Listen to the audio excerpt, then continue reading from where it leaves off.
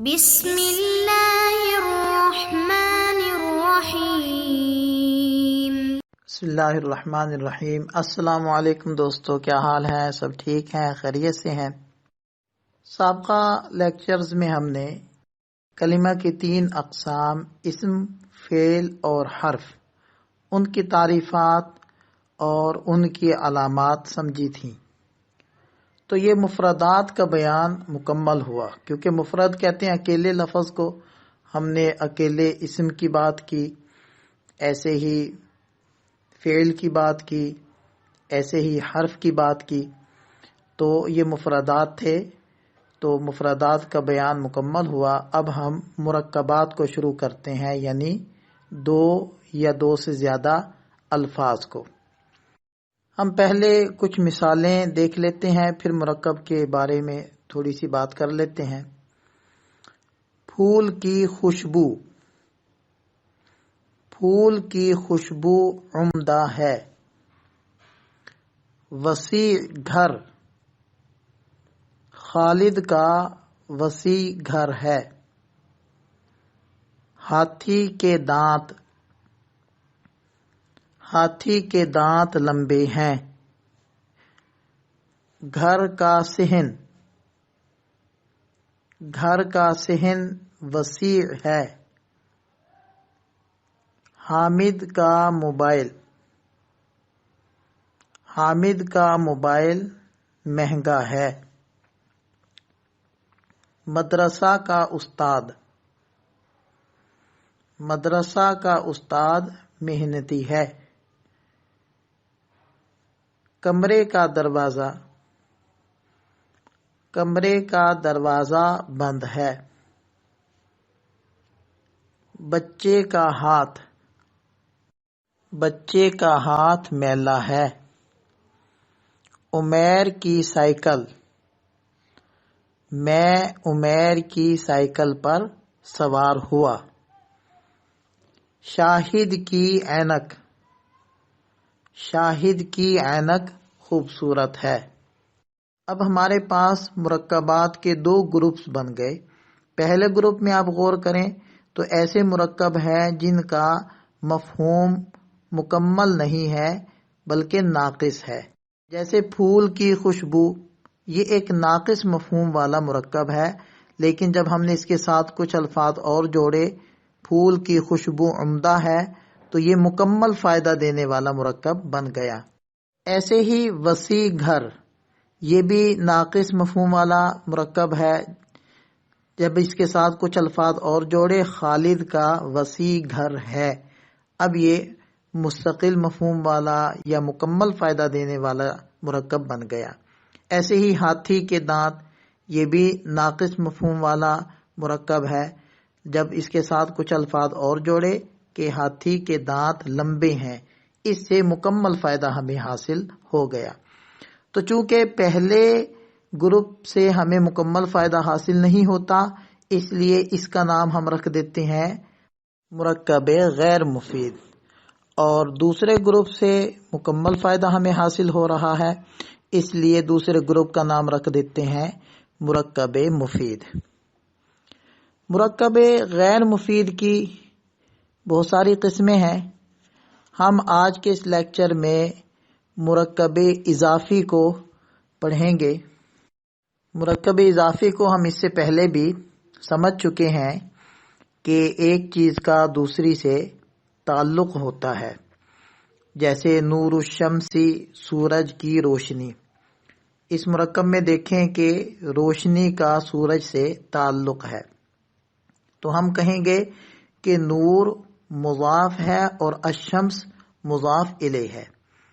تو اسی طرح ہم کچھ مثالیں اور پیش کرتے ہیں، اور پھر اس مرکب اضافی کو ہم جملے میں استعمال کرتے ہیں۔ فناء المدرسۃ،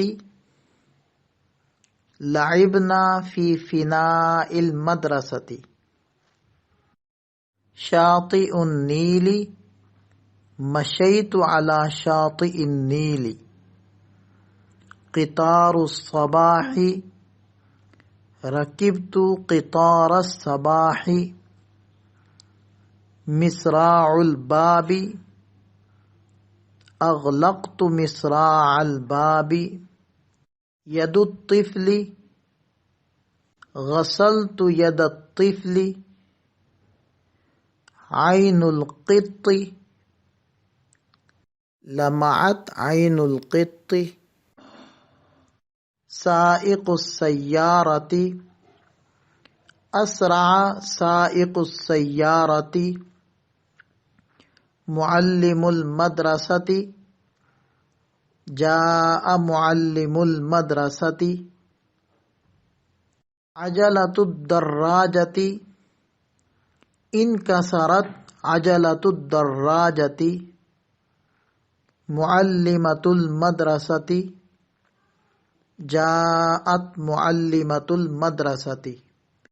آپ ان تمام امثلہ میں غور کریں کہ اس میں جو پہلا گروپ آپ کو نظر آ رہا ہے کہ یہ مرکب اضافی ہے اور اس کا مستقل اور مکمل مفہوم نہیں ہے، لہذا یہ مرکب غیر مفید ہے، جیسے فناء المدرستی، مدرسہ کا صحن۔ اب اتنی بات کچھ مفہوم سمجھنے کے لیے ناکافی ہے۔ اور فناء المدرستی یہ مرکب اضافی ہے کیونکہ فنا کا مدرسہ کے ساتھ ایک تعلق ہے، لہذا فنا کو کہیں گے ہم مضاف اور المدرسہ کو کہیں گے مضاف الیہ۔ اسی طرح آپ تمام امثلہ میں دیکھتے جائیں۔ اور یہ بھی بات سابقہ لیکچر میں گزر چکی ہے کہ مضاف اور مضاف الیہ کو پہچاننے کا طریقہ یہ ہوتا ہے کہ اردو میں ان کے ترجمے کے اندر کا، کی، کے یا را، ری، رے آتا ہے۔ اب جتنی بھی ہم نے امثلہ بنائی ہیں ان تمام کے اندر یا کا آ رہا ہے یا کی آ رہا ہے یا کے آ رہا ہے، اور یہ چیز ترجمے سے بالکل واضح ہے۔ دوسرا یہاں میں ایک اور چیز کا اضافہ کرتا چلوں کہ جو مضاف ہوتا ہے اس کے اوپر نہ تو الف لام ہونا چاہیے اور نہ ہی تنوین ہونی چاہیے۔ اگر پہلے سے یہ چیزیں نہیں ہیں تو بہت اچھا، اور اگر یہ ان چیزوں میں سے کوئی ایک چیز موجود ہے تو ہم اس لفظ کو مضاف کرتے ہوئے اس سے الف لام اگر ہو تو اس کو ہٹا دیں گے، اور اگر تنوین ہو تو اس کو ہٹا دیں گے۔ لہذا فناء المدرستی یہ تو ٹھیک ہے، لیکن الفناء المدرستی یہ غلط ہے۔ ایسے ہی شاطئ النیلی یہ ٹھیک ہے، الشاطئ النیلی یہ غلط ہے۔ قطار الصباحی یہ ٹھیک ہے، القطار الصباحی یہ غلط ہے۔ اور ایسے ہی مصراع البابی یہ ٹھیک ہے، المصراع البابی یہ غلط ہے۔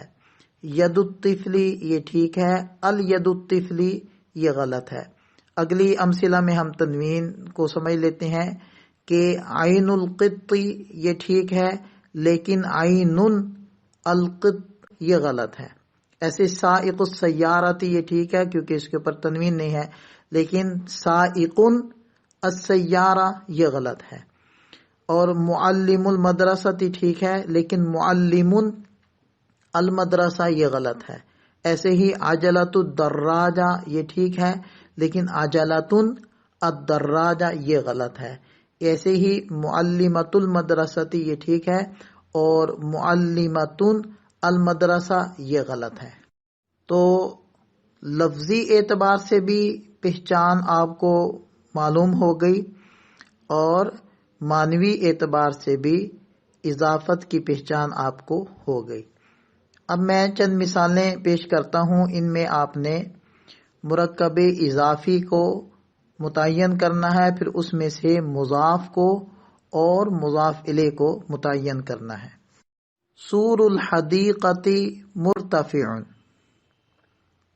کتاب علی مفید،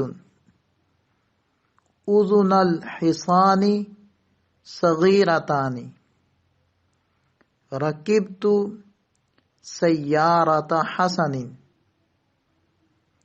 الحلم سید الاخلاق۔